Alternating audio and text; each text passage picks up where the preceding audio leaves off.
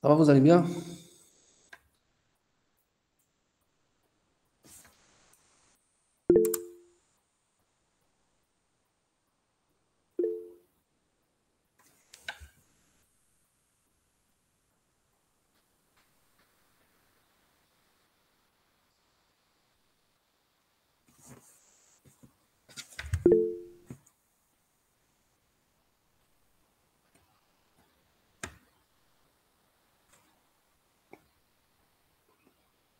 Très bien. Donc, bon, là, je constate qu'il y a beaucoup d'absents. Parce que là, vous êtes à peine 13-14 étudiants.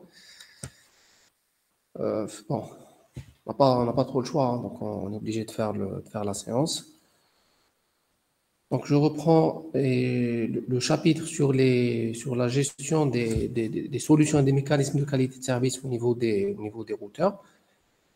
On a vu la semaine dernière la partie contrôle et marquage. Donc, si vous vous rappelez, donc j'avais dit je vais inverser donc entre l'étape 2 et et la première étape, parce que bon, c'était juste pour les besoins du TD, pour permettre de traiter la partie contrôle et marquage en TD, et que j'allais revenir vers la phase de classification. Donc là, je reviens un petit peu en arrière pour présenter la partie classification, c'est-à-dire comment se fait la classification au niveau des routeurs, sur quelle base se fait la classification aussi, c'est-à-dire suivant quels critères et dans quel objectif. Ensuite, je passerai directement à la phase 3. D'accord? Parce que la phase 2, donc, elle a été traitée la semaine dernière. Donc,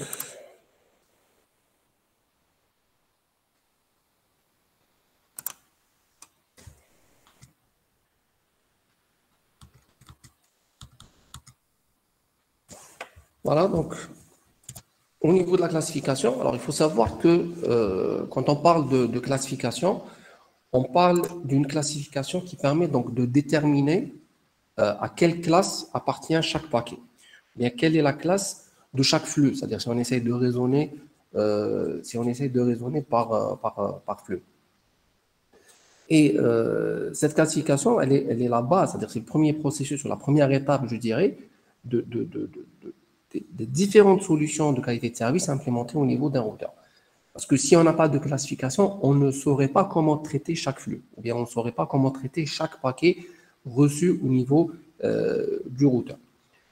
Alors, il faut aussi savoir que on a deux types de classification. Bon, c'est vrai que pour uniformiser, je dirais, le traitement des routeurs, on parle dans le processus de gestion de la qualité de service dans un routeur, on parle de la phase de classification, qui est une phase donc qu'on retrouve au niveau de tous les routeurs. Il faut savoir que, et ça je vais revenir sur ce point-là par la suite, il faut savoir que ce qu'on appelle classification, bien le traitement proprement dit de la classification au niveau du routeur d'entrée, ce n'est pas la même charge de travail, bien c'est même pas le même type de classification qu'on fait au niveau d'un routeur qui se trouve au cœur du réseau. D'accord? Il y a un allègement de ce processus de classification du moment que c'est pratiquement les mêmes tâches qui se répètent. D'accord? Donc on se dit pourquoi refaire le même traitement alors que ça a été déjà fait avant que le paquet ou bien avant que le flux ne rentre au niveau du réseau. Donc c'est vrai que par la suite, je vais toujours parler de la phase de classification, mais il faut savoir que la classification qui se fait à l'entrée du réseau et celle qui se fait à l'intérieur du réseau, c'est-à-dire au cœur du réseau, ce n'est pas la même classification en termes de charge de travail. D'accord? C'est-à-dire la vraie classification, c'est-à-dire ce qu'on appelle classification, la vraie classification, elle se fait à l'entrée du réseau. C'est-à-dire que c'est là où on établit la classe à laquelle appartient chaque paquet, bien à la classe à laquelle appartient chaque. Alors, dans la classification, nous avons deux façons de faire. Alors, il y a ce qu'on appelle la classification qui est basée sur un seul champ. C'est-à-dire là, nous allons utiliser un seul champ qui va permettre donc de déterminer la classe du trafic.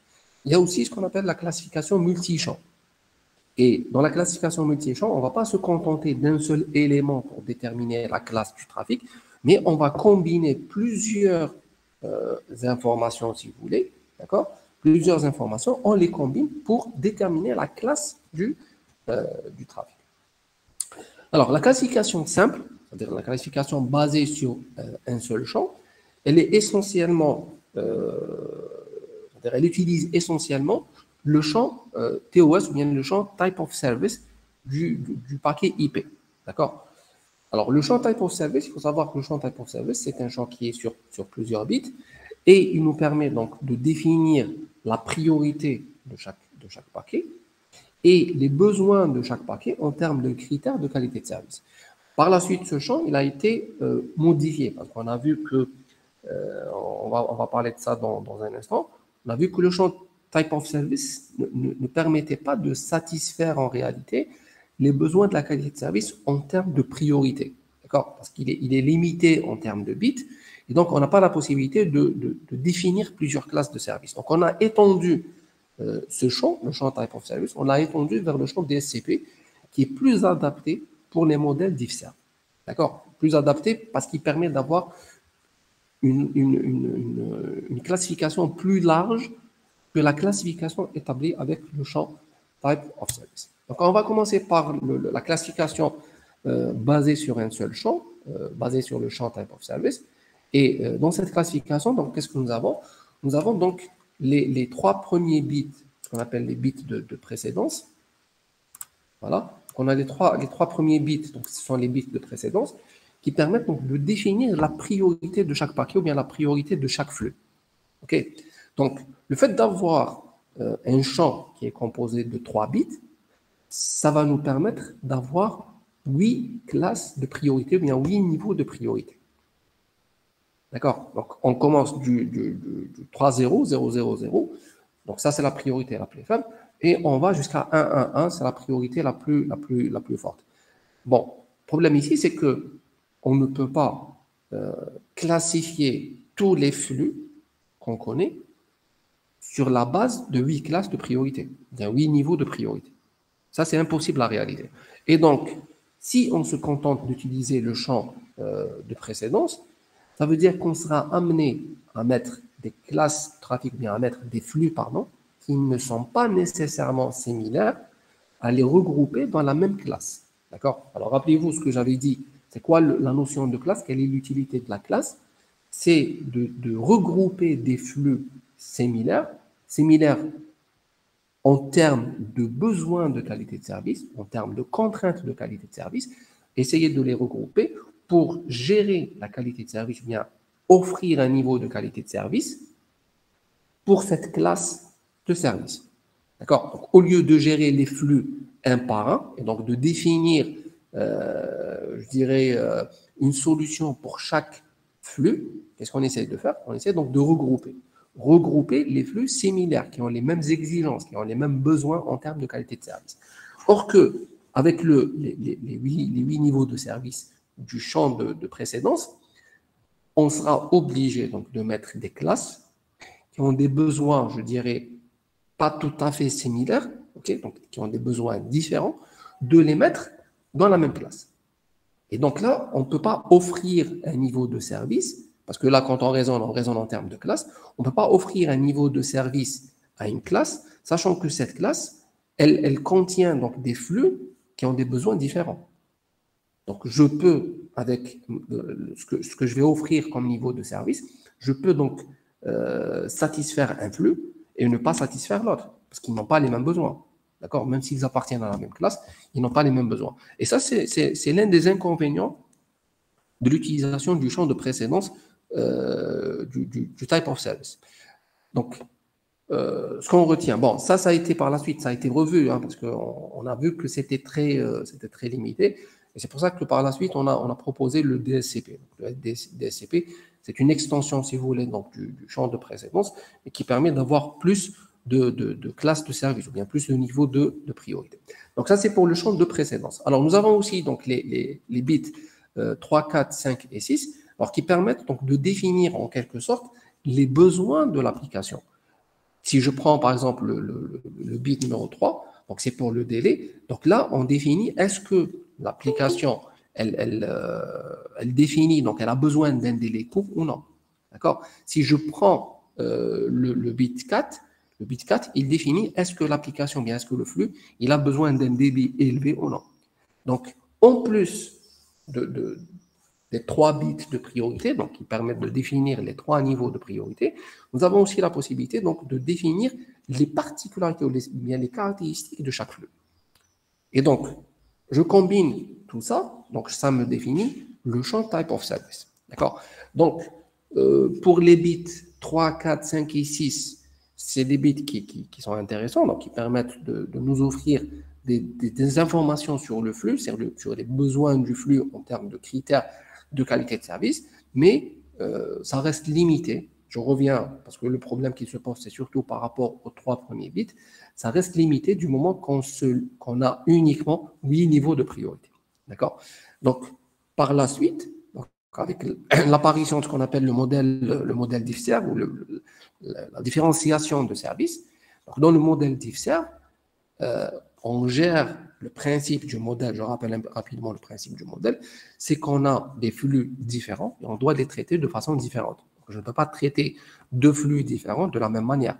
D'accord? Donc, on avait besoin de plus de bits, de plus de niveaux de service ou de plus de priorité, si vous voulez, pour permettre d'avoir une bonne classification. Donc, voilà pourquoi, par la suite, on a proposé donc une extension, ou bien si vous voulez, on a revu le champ Type of Service et on a proposé le DSCP. Donc, le DSCP, on passe donc de 3 bits qui permettaient donc d'avoir 8 niveaux de priorité. On est passé à 6 bits pour le champ DSCP et les 6 bits permettent d'avoir 64 valeurs de priorité ou bien 64 niveaux de priorité.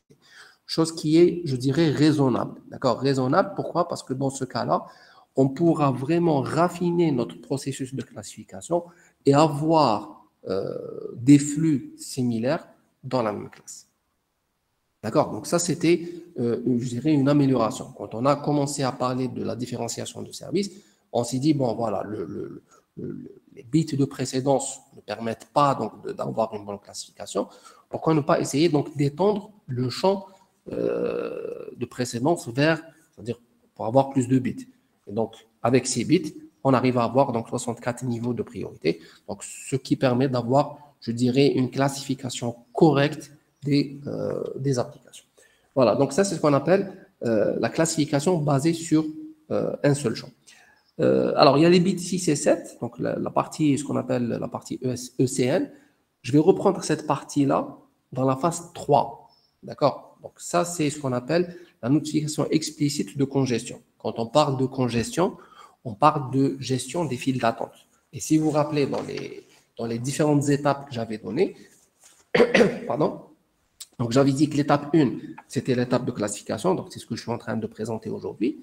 L'étape 2, c'est l'étape de marquage et de lissage du trafic. Donc, c'est ce qu'on avait vu la semaine dernière. Et la troisième étape, c'est l'étape de gestion des files d'attente. Donc, dans la gestion des files d'attente, ce qu'on appelle les politiques d'évitement des états de congestion, on va utiliser le bit ou bien la partie ECN. Donc, je vais revenir à cette partie-là, la partie ECN, dans la phase 3 du traitement. OK, donc retenez juste que donc on a parlé de la partie DSCP, la partie ECN, donc je vais l'aborder dans la partie 3. Donc ça, c'est quoi? Ça, c'est la classification basée sur un seul champ.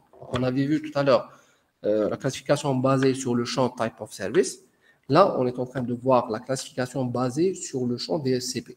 Et vous remarquez que c'est toujours une information qui est contenue dans l'entête du paquet. D'accord?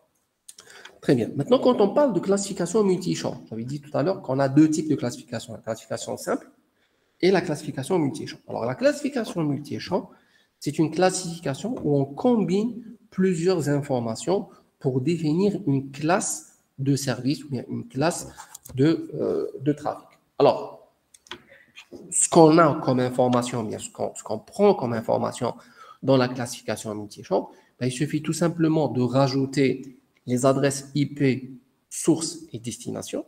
D'accord? On a toujours la possibilité d'utiliser le champ DSCP ou bien le champ Type of Service que je viens de présenter. On a la possibilité aussi de rajouter le port source et le port de destination. OK? Donc, toutes ces informations-là, toutes ces informations vont nous donner une classe de trafic. D'accord? Donc, on ne va plus se contenter, on ne va plus se baser juste sur la priorité du paquet, mais on va introduire d'autres informations supplémentaires qui vont permettre de raffiner cette notion de classe de trafic. Alors, pourquoi on rajoute par exemple l'adresse IP source et l'adresse IP destination? Ben, tout simplement pour, quand on va arriver à la notion de marquage, pour voir le flux que je suis en train de traiter, il a été envoyé par quelle entreprise? Bien, il a été envoyé par, c'est-à-dire quelle est la source de ce flux? OK? Et vers quelle destination il va aller? Pourquoi je prends en considération ces informations? Ben, je prends en considération ces informations pour éventuellement essayer de marquer le trafic. Pourquoi marquer le trafic? Pour voir est-ce que ce trafic est conforme ou non au contrat qui a été défini entre les deux parties, entre l'entreprise et l'opérateur, bien entre le client et l'opérateur. D'accord? Donc, quand je marque un trafic non conforme, sur quelle base je vais marquer le trafic non conforme? Je vais le marquer en me basant sur l'adresse IP source. Je vais me baser sur les ports utilisés pour définir le type d'application. Okay? À partir de là, je compare. Est-ce que ça, c'est un flux qui est conforme au contrat qui a été défini préalablement entre les deux parties ou non? Et c'est à partir de là que je vais adopter la politique, ou bien je vais appliquer la politique définie par l'opérateur.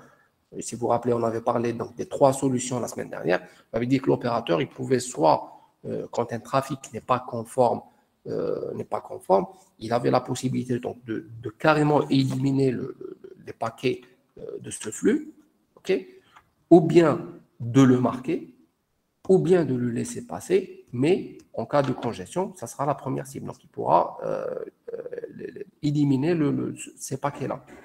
D'accord? Et donc, à partir de là, on aura la possibilité, donc, clairement, de définir les 3 niveaux de service. OK? Donc, ça, c'est ce qu'on appelle la classification multi-champ.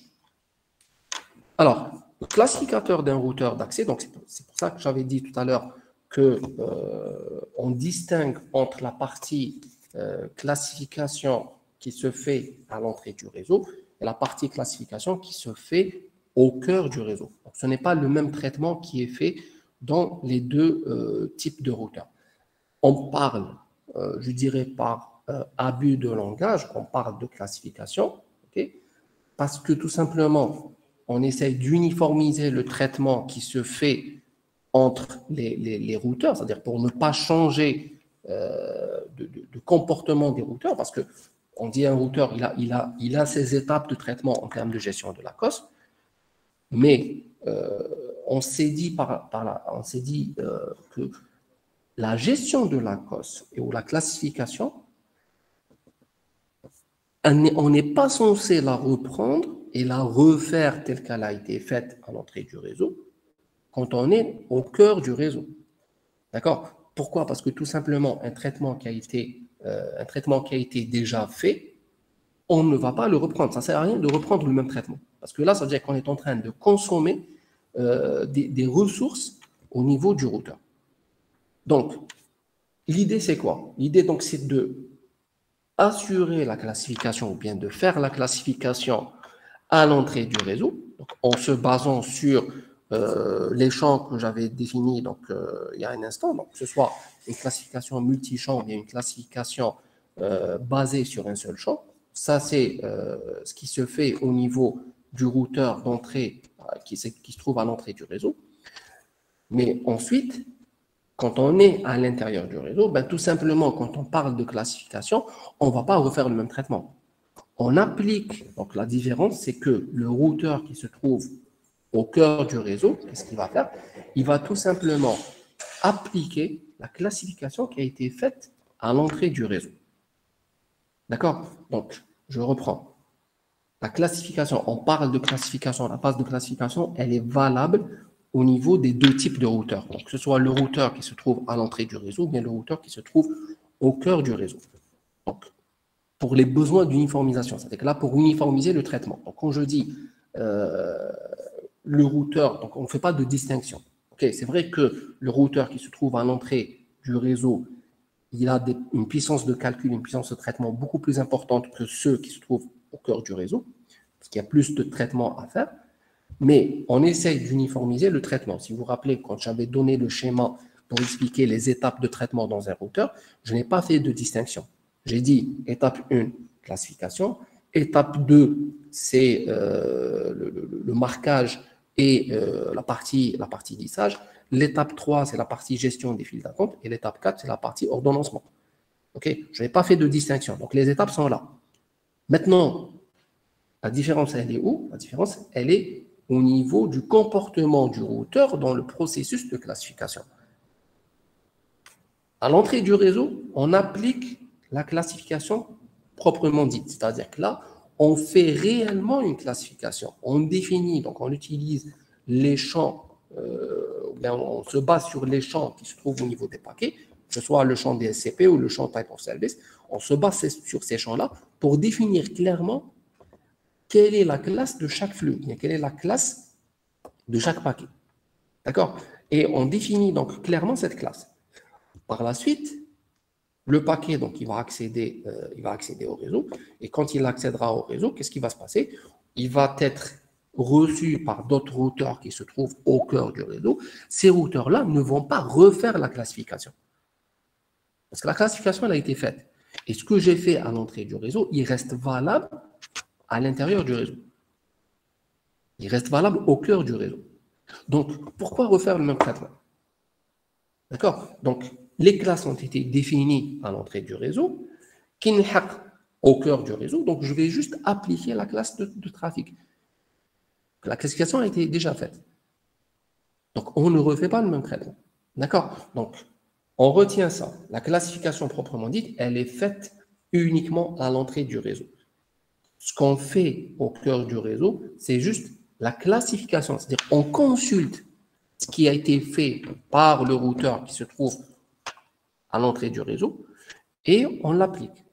C'est tout. Donc, ça permet d'alléger le routeur et réduire la consommation des ressources. Quand je dis ressources, je parle particulièrement ici de la ressource processeur, c'est-à-dire la puissance de traitement.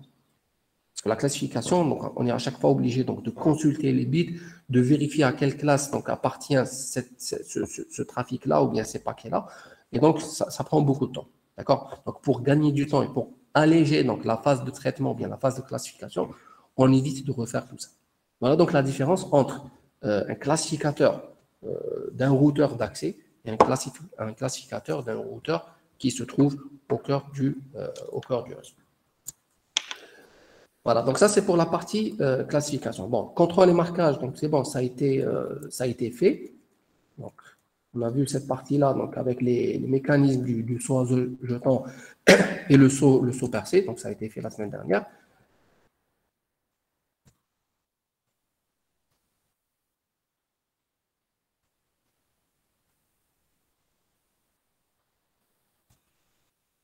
Voilà, donc on passe maintenant à la phase 3. La phase 3, c'est la gestion des files d'attente, mais ce qu'on appelle le processus de queuing. Alors, quand on parle de files d'attente, il faut savoir que la file d'attente, les files d'attente, c'est des ressources mémoire. D'accord? Donc, on a besoin donc, de réduire la consommation des ressources au niveau d'un routeur. On avait parlé tout à l'heure donc, de la ressource processeur, parce que c'est le processeur qui est responsable de tout ce qui est traitement. Et donc, on essaye de réduire la charge de traitement du routeur, d'accord, en évitant de refaire le processus de classification au cœur du réseau et en se basant uniquement sur le processus de classification qui se fait à l'entrée du réseau. Donc là, on est en train d'économiser, si vous voulez, la puissance de traitement. Maintenant, il reste la deuxième ressource, qui est une ressource critique, qui est la mémoire. Et la mémoire, elle est représentée par des files d'attente au niveau du routeur. D'accord? Donc, plus la taille de la mémoire, plus la taille de la file d'attente augmente, plus vous allez consommer de la mémoire. Et plus vous consommez de la mémoire, vous risquez de saturer votre routeur. Donc, on va vers un état de congestion. Et un état de congestion, on essaie de l'éviter au niveau d'un routeur. Parce que le comportement du routeur vis-à-vis d'une situation de congestion, c'est la suppression des paquets. Et quand on supprime des paquets, on dégrade la qualité de service.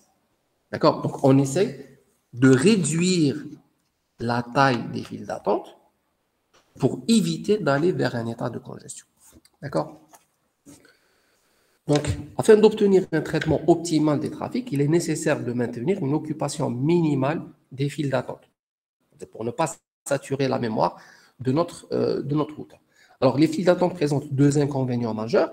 Alors, si vous vous rappelez, quand on a parlé, donc c'était parmi les premières séances, quand j'avais parlé de la perte de paquets, le critère de perte de paquets, j'avais dit que la perte de paquets et le délai, parce que ça, c'est deux paramètres ou deux critères qui sont très importants dans la gestion de la coste, dans l'évaluation de la qualité de service fournie par le réseau.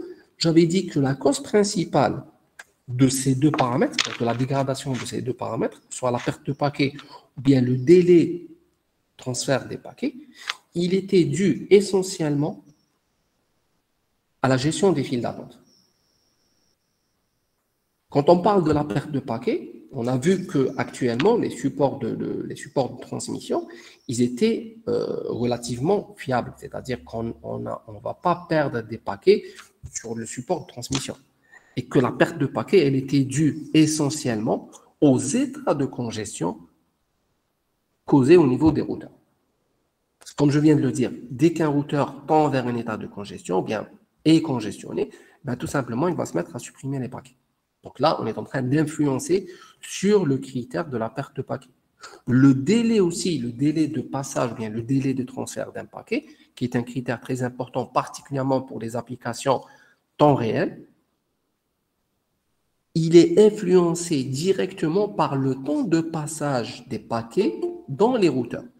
Plus un paquet, il prend du temps dans un routeur, ou bien il passe du temps dans un routeur, et plus on est en train d'augmenter le délai de transfert.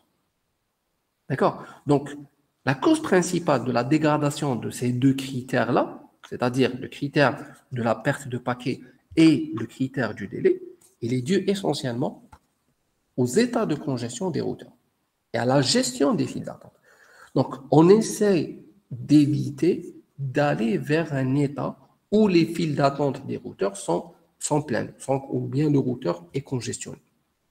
Parce que c'est de la mémoire. Quand on sature de la mémoire, vous l'avez d'ailleurs, je pense que vous l'avez remarqué, quand vous travaillez sur une machine qui ne dispose pas de beaucoup de mémoire, dès que votre mémoire elle est saturée, l'ordinateur il devient lent. C'est un peu le même principe. Donc, dès qu'un routeur il a une mémoire qui est saturée, ben, ses performances vont être dégradées. OK? Donc, sans parler bien sûr du critère de la cause, hein, je parle juste du comportement du routeur vis-à-vis de l'état de congestion, vis-à-vis de la saturation de la mémoire.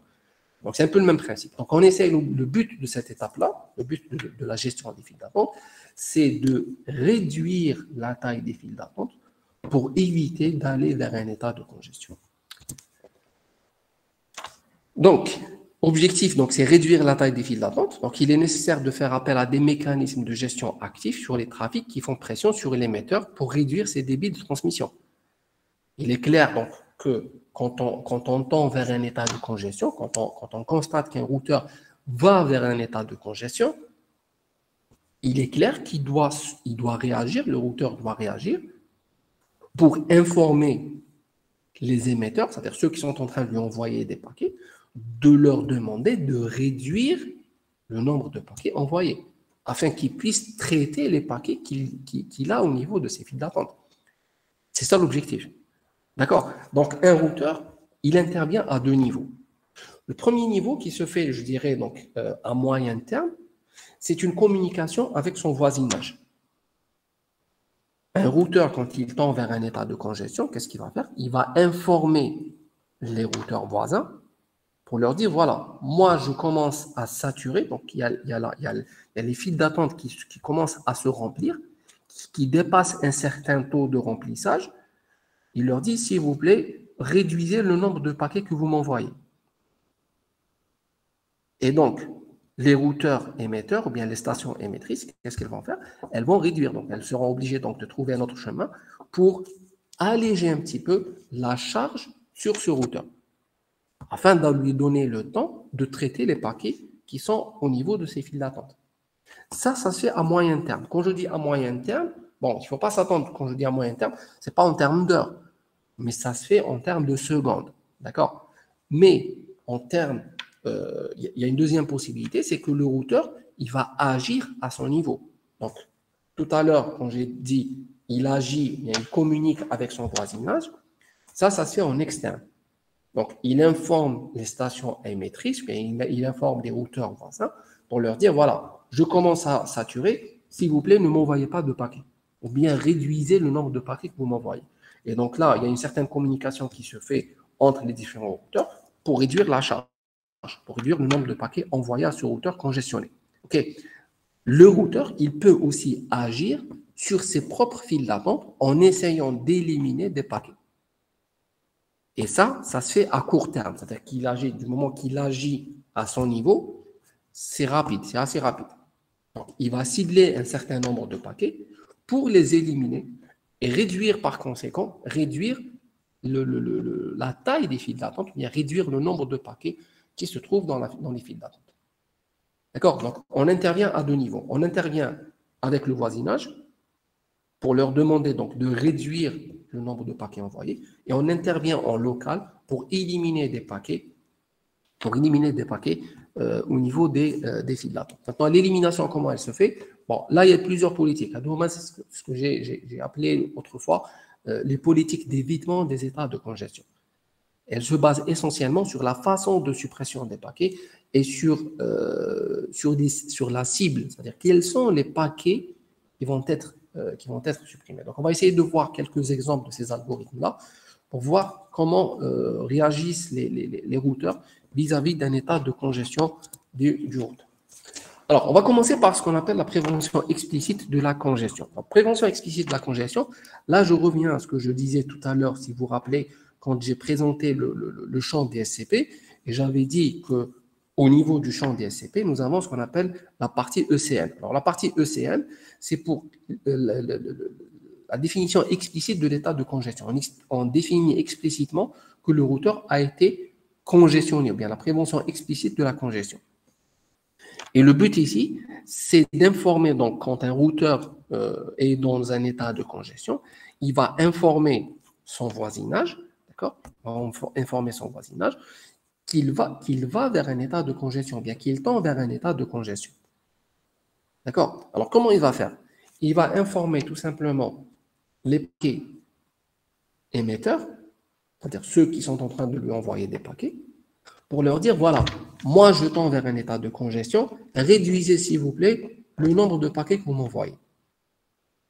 Il va également informer les routeurs qui vont recevoir les paquets de ce routeur-là, il va les informer d'un éventuel retard, pour leur dire, voilà, je risque de vous envoyer certains paquets en retard. Parce que là, on est en train d'agir sur le délai et on est en train d'agir sur la perte. Donc, j'informe les stations émettrices, ou bien si vous voulez, les routeurs qui lui envoient les paquets, je les informe que je tends vers un état de congestion. Donc, ne m'envoyez pas d'autres paquets, sinon je risque de tout supprimer. Donc, j'agis sur la perte de paquets et j'informe les stations réceptrices, ou bien j'informe les routeurs qui vont recevoir des paquets de ce routeur-là pour les informer d'un éventuel retard. Parce que quand vous êtes dépassé, vous accumulez du retard.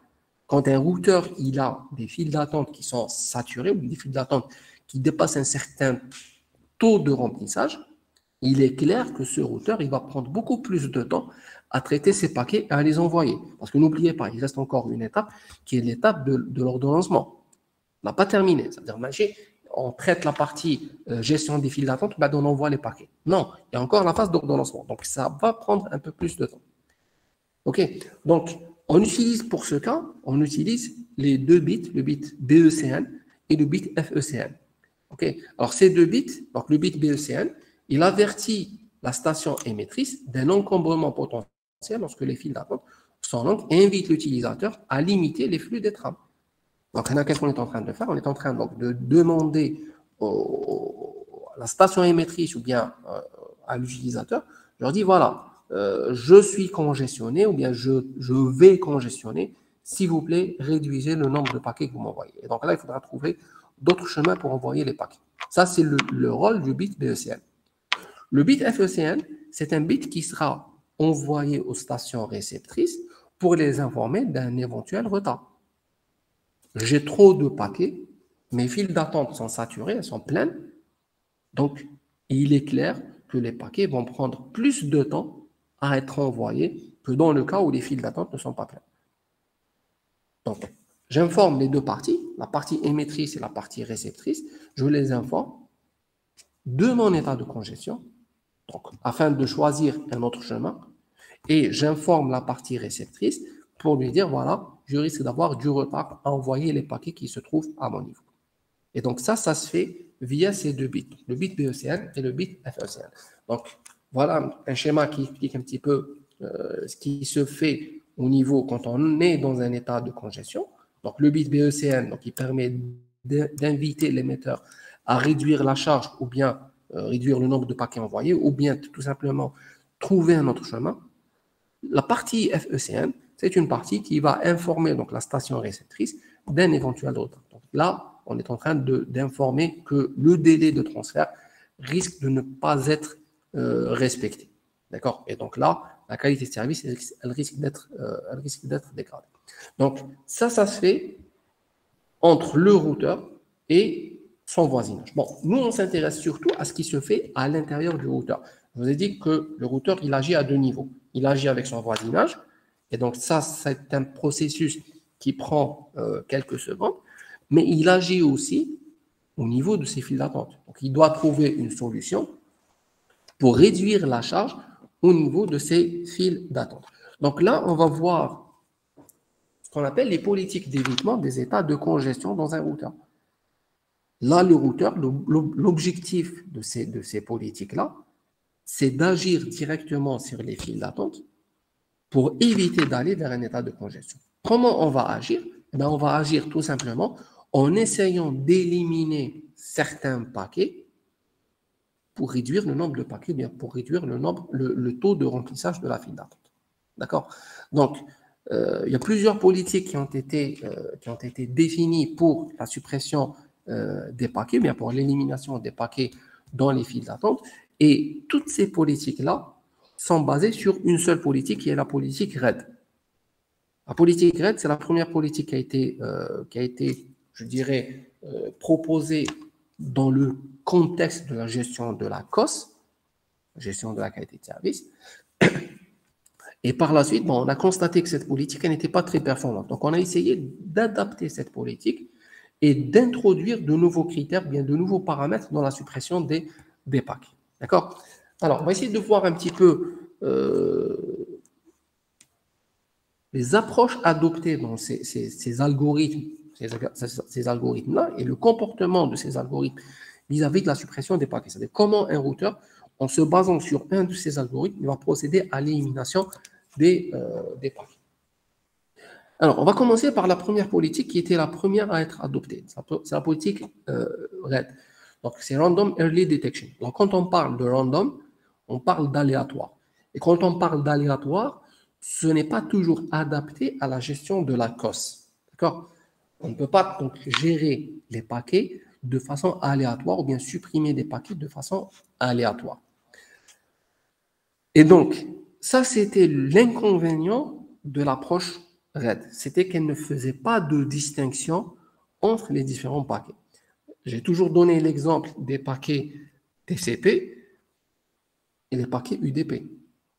Donc, j'avais dit que si on veut éliminer donc, des paquets tout en respectant la gestion de la COS, il est préférable d'éliminer les paquets basés sur TCP que d'éliminer les paquets basés sur UDP.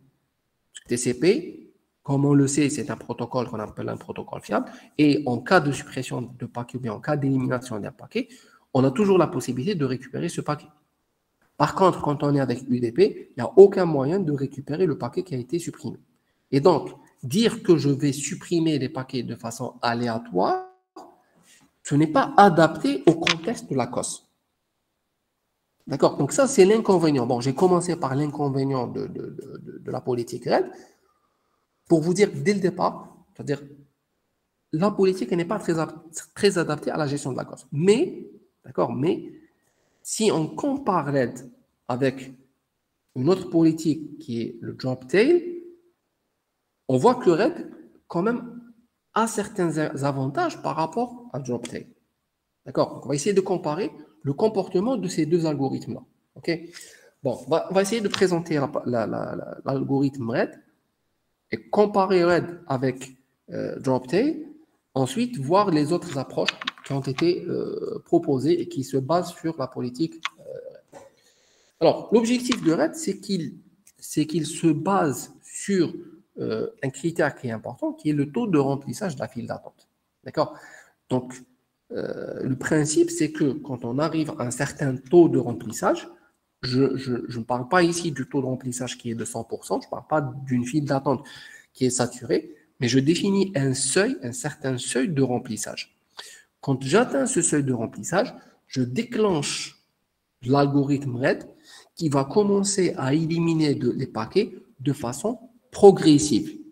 D'accord? Donc, je répète, on définit un certain seuil de remplissage de la file d'attente et on se dit, bon, tant qu'on n'a pas atteint ce seuil de remplissage, tant mieux pour nous, on considère que le routeur est dans un état stable.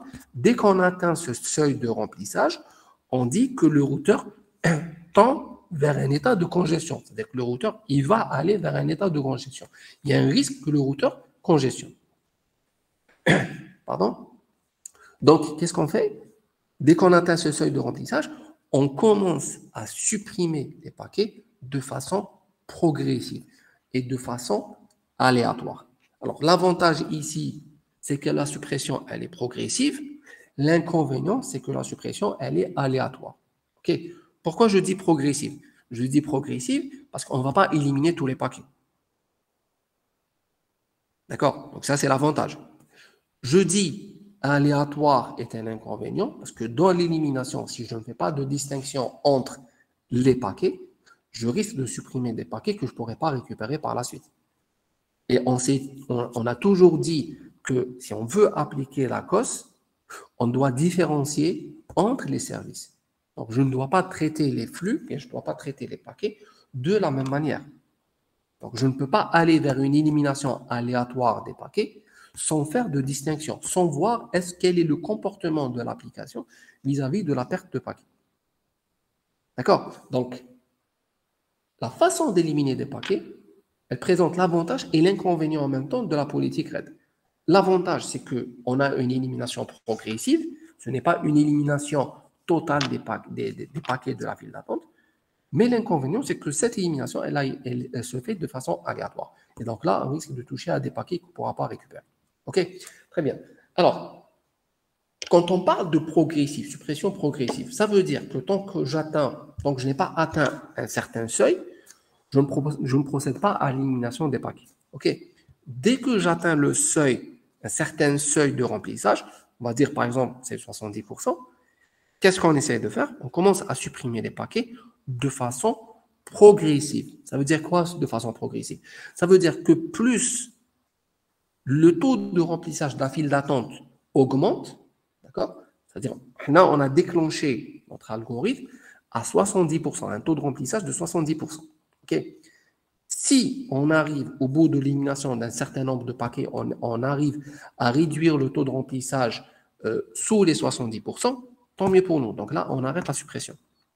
Mais si pendant la suppression, on n'arrive pas à réduire le taux de remplissage sous les 70%, c'est-à-dire que le taux de remplissage il continue à augmenter, et bien là, on est obligé donc d'augmenter le nombre de paquets éliminés. C'est-à-dire notre objectif, c'est quoi? Notre objectif, c'est d'éviter d'arriver à un taux de remplissage de 100%. C'est ça l'objectif. Parce que si on arrive à un taux de remplissage de 100%, là, on est obligé d'éliminer tous les paquets. Donc, on a une élimination progressive des paquets qui se fait en fonction du taux de remplissage de la file d'attente. Donc, il y a un seuil, ce qu'on appelle un seuil de déclenchement. Tant qu'on n'a pas atteint ce seuil de déclenchement, tout va bien.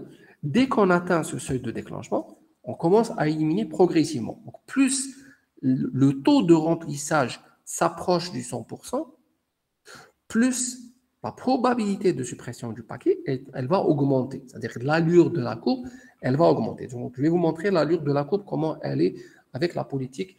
Bref. Donc, ça, c'est l'avantage. Donc, quand on a une élimination progressive.